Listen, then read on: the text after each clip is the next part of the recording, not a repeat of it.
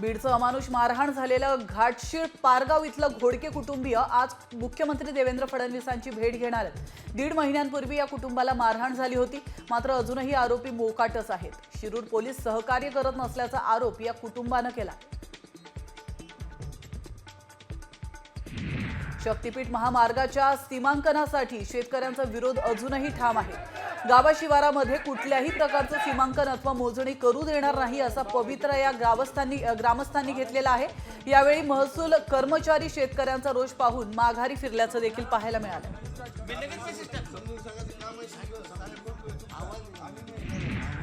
जालना शहरातील वाहतूक कोंडी फोडण्यासाठी अप्पर पोलीस अधीक्षक, उपविभागीय पोलीस अधिकारी आणि महानगरपालिका आयुक्त रस्त्यावर उतरलेत। अतिक्रमण काढण्यासह हातगाडे मुक्त मोहीम राबवली जाते।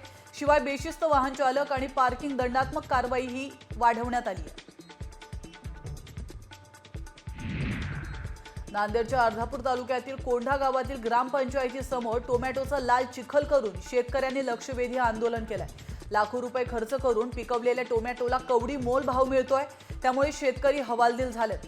शेतकऱ्यांच्या शेतमालाला हमी भाव मिळावा अशी मागणी आता यावेळी करण्यात येते।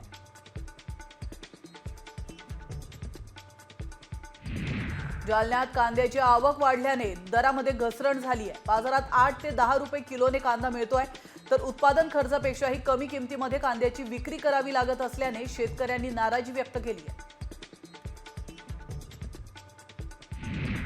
धाराशिवमध्ये गोरक्षकांचं आमरण उपोषण तिसऱ्या दिवशी स्थगित करण्यात आलेलं आहे। तर कत्तलखाने बंद करण्याच्या प्रमुख मागणीसाठी त्यांनी आंदोलन केलं होतं। तर डीवायएसपींनी कारवाईचे आश्वासन दिल्यानंतर ते स्थगित करण्यात आलंय। दरम्यान 15 मे पर्यंत कत्तलखाने बंद करा, अन्यथा तीव्र आंदोलन करू असा इशारा देखील त्यांनी दिला।